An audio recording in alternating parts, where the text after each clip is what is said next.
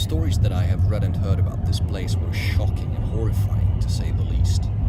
This factory of the National Socialist era is a lost place, and lost places have always fascinated me because they offer you a real look into the past that no museum, no book, no memorial site, no eyewitness account and no film could ever give you.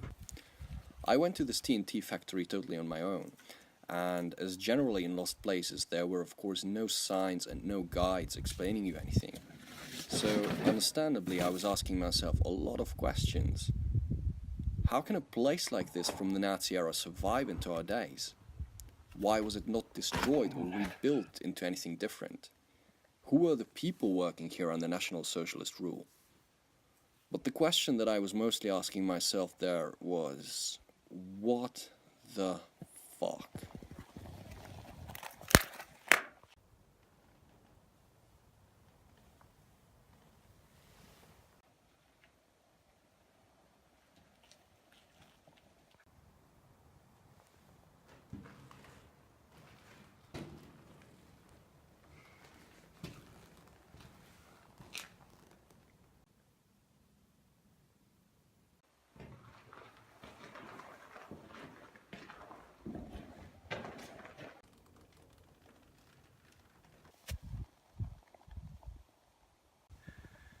So from what I've heard, there's still quite some toxic waste and gases lying in the ground and contaminating the groundwaters. This is why they've set up this artificial pond to purify the groundwaters to make it usable again.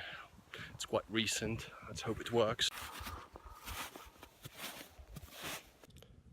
The production of TNT started in 1939, just 3 months before the Second World War broke out. In 1942, as many as 2,600 people worked in 214 buildings here.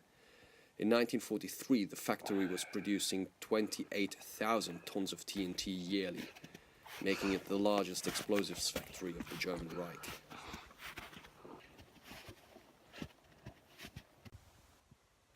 And on the roof you can see that it doesn't follow a straight line like with normal buildings, but it goes back and forth in edgy and forked ways, which is for tactical reasons. It's just once plants overgrow it, it's not so easy to see for the Allied forces from the air, which is of course of high strategic importance.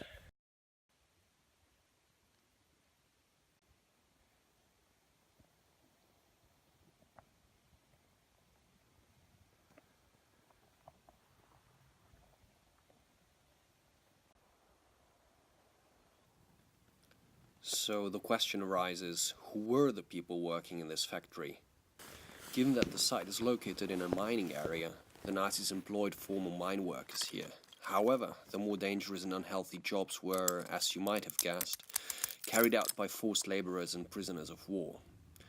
Constantly handling TNT and other explosives was not just extremely dangerous for the workers, but also heavily damaged their health. At the time, the workers were easily recognizable to locals by their skin and hair, which had turned yellow and red due to the toxic materials in the explosives. Adding to these problems, the workers had to suffer from hunger, cold, lung diseases, and irreparable damage to the liver and red blood cells.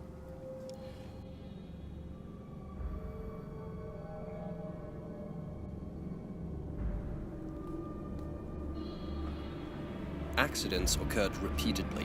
One of the most severe took place in June 1940. Witnesses from the nearby town tell us about explosions so heavy that the glass panes in every single building of the town had burst. 61 people lost their lives.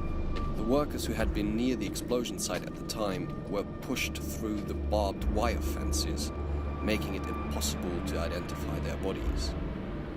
In October 1944, the site was bombed by the US Air Force, resulting in 70 destroyed buildings and 88 deaths on the ground, most of whom were forced laborers of the factory. Most of the buildings, however, remain intact until today, as their massive concrete construction make a total demolition too complicated and costly.